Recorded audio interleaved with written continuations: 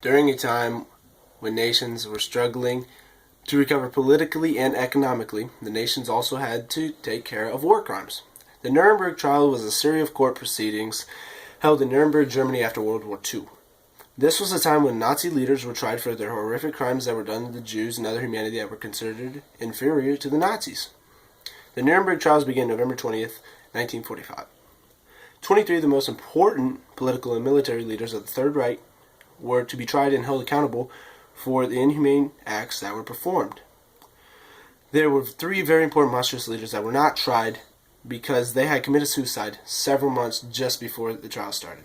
They were Hitler and his two top associates, Heinrich Himmler and Joseph Goebbels. Then there were the second set of lesser trials, which included the doctor's trials and the judge's trials.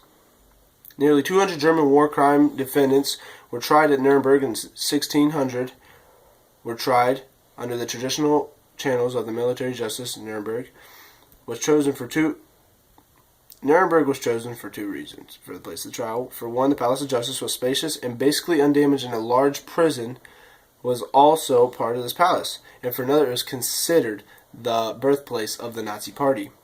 There are 4 countries that represented this trial. So each country, a judge and one alternate, had one judge and one alternate. The countries were Russia, America, France, Britain. Most of the defense attorneys were German lawyers.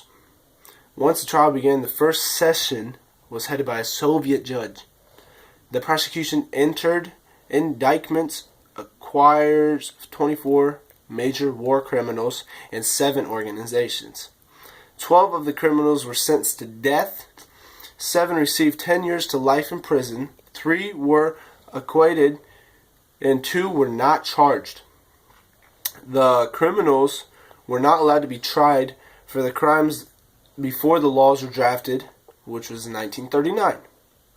This was called the ex post facto law. Each defendant was given an intelligence test and a psychiatric test.